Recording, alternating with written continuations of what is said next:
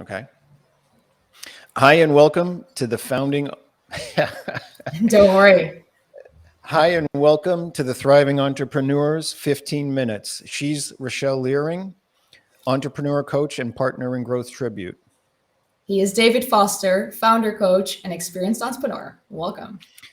Today, we're asking how can an entrepreneur stay happy during really difficult times? Rochelle, start us off. What a question. Easily said, hard to answer. First of all, I think it's good to mention that you're not alone. I think Mhm. it's super duper common to have periods of decline, to have so much worry going on. But I think the most important thing that I want to start off with is that you actually seek help and actually talk to somebody about this.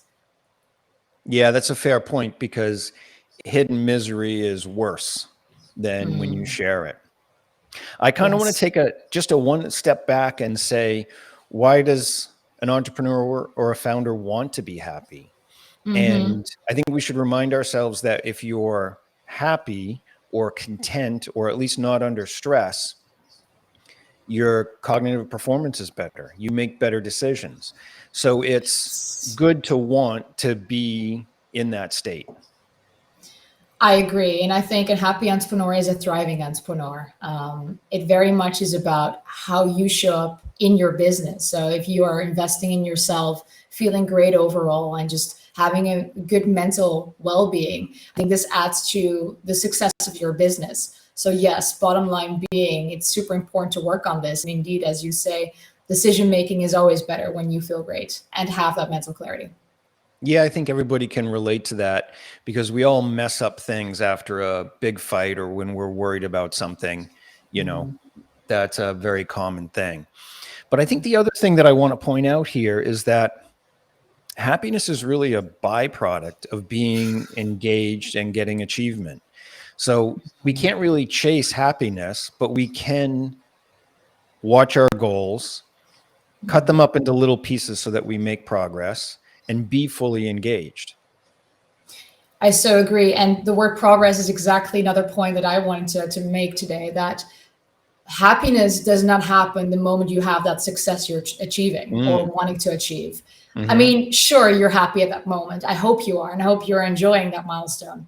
But hmm in that journey, it's so important to stay happy throughout the process. And happiness is more than just like smiling and doing fun things. It's rather that mental state. So the word progress is really, really important here. To me, that means that you actually go and track what you're up to, the progress you're making over weekly or monthly periods, hmm and actually feel maybe even in your body that, whoa, I am seeing progress here, so I should be proud. I think we're moving forward. And if you can keep that perspective, I think that's how you stay happy no matter what. Yeah, that goes back to my training journals when I was an athlete to be able to look at, wow, I've done all this. I really have made progress. But let's talk about tough times Yeah. because the economy is difficult for a lot of people. And a lot of us feel that pressure of, I'm not doing what I thought I was going to be able to do, or I'm not achieving. And one of the principles that comes out of psychology is to shorten your timelines when you're under stress. So when things are really, really difficult and you can't actually see a the result that you were expecting from your business in the future, pull back a little bit and say, I'm going to do a good job at this. I'm going to engage in this. I'm going to achieve this. And that gets back to that idea that happiness comes from achievement and engagement. And if Right. you tailor those achievements and how you're going to engage into something that's actually possible, you will actually do better, which will make you happier. I so agree with that. And it goes to the point of quick wins and small wins, just looking Hmm. at those and feeling achieved, because the feeling of achievement really goes for that happiness. And I think much of what we're doing in our business is hard work.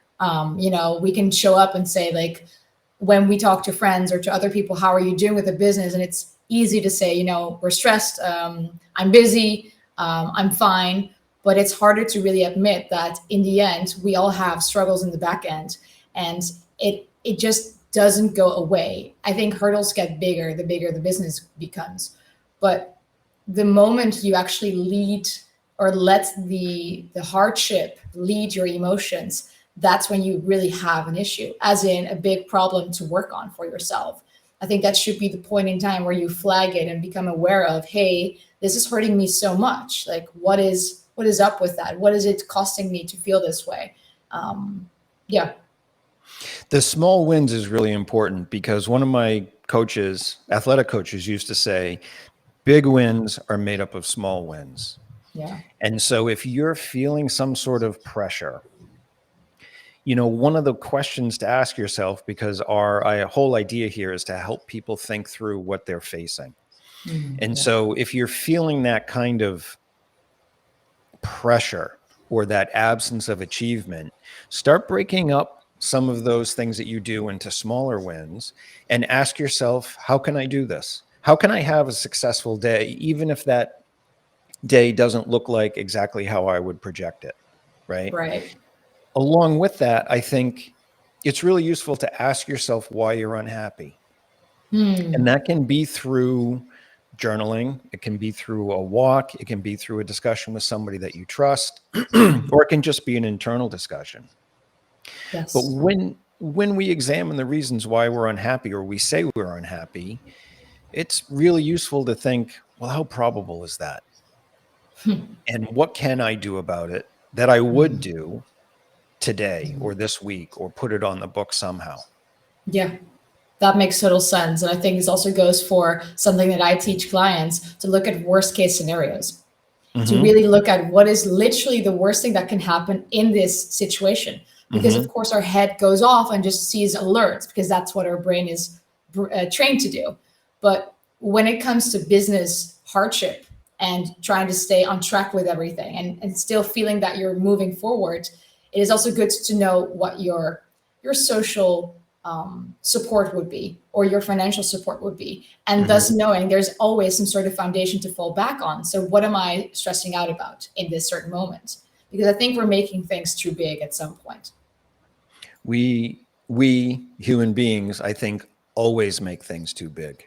Right. And a lot of times founders and entrepreneurs, especially founders with investors, they feel this pressure that, I sold you, investor or customers or employees, on this certain path. It's not working out that way.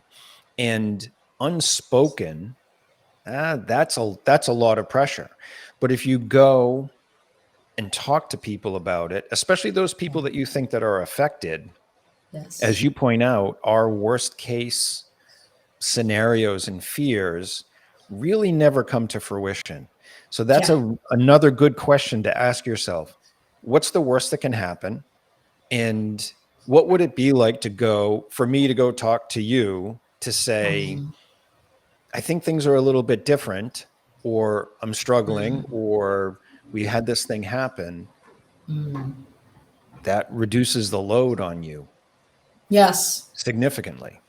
Yeah, I so agree. And thus that goes to the point of talking to somebody, like ideally the person in this whole situation, that would be an investor or a co-founder that you're having a battle with, or Hmm. just something that's happening internally within the team. But indeed, I think we all get our emotions playing Hmm. in this. Hmm. And we have different perspectives. It's just that we have different stakes in things as well. So we have a different worst case scenario or different idea of how bad the situation is because of our stakes. And I think it's always good to have a second opinion to make sure that maybe you're not going crazy on this. And secondly, that there is some way out and there's some resolvement.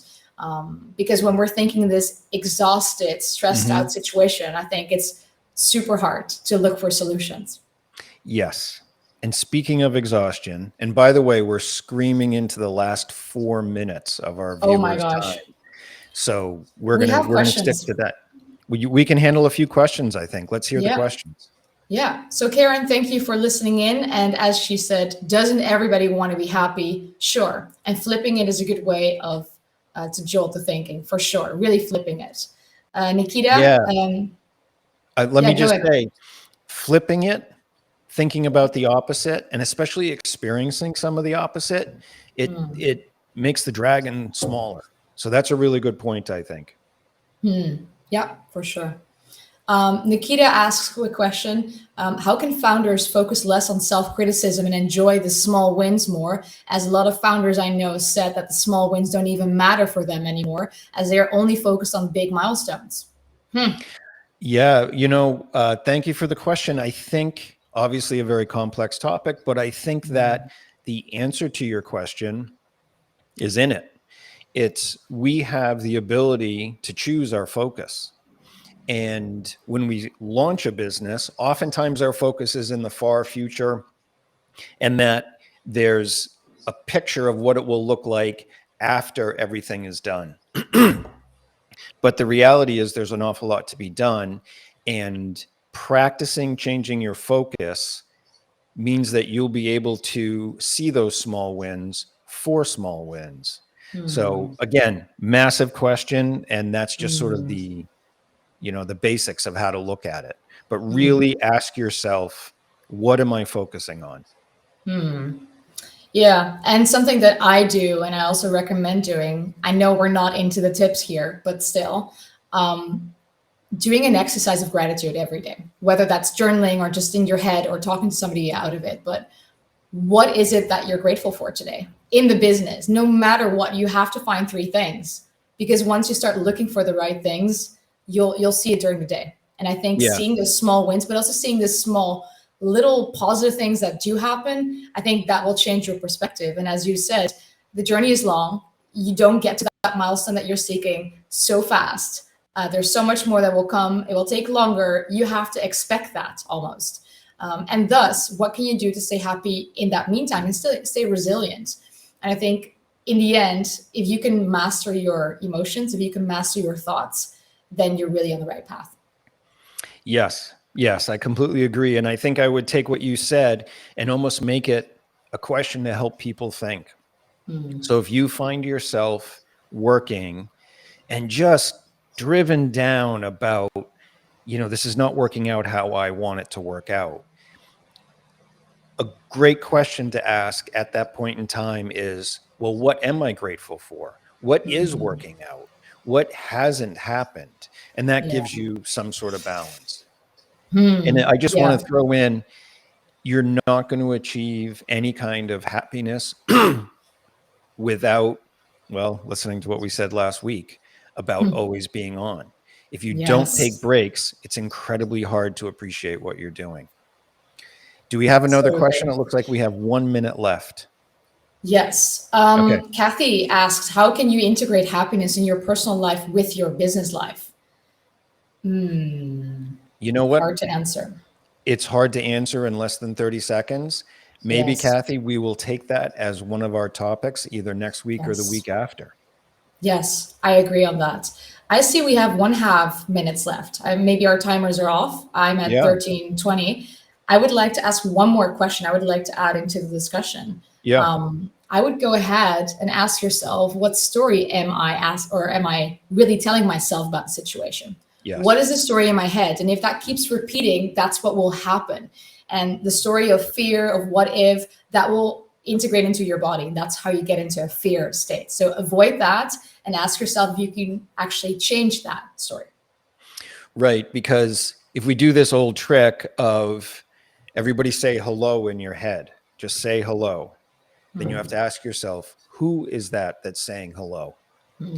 If that person who said hello or that part of you can pick your thoughts the same way that you pick your clothes, you have a choice over what you're thinking. And that leads to that story that you're talking about. And that, is probably another topic that we should cover about awareness, For because sure. there's no effort to increase your awareness that's not going to help.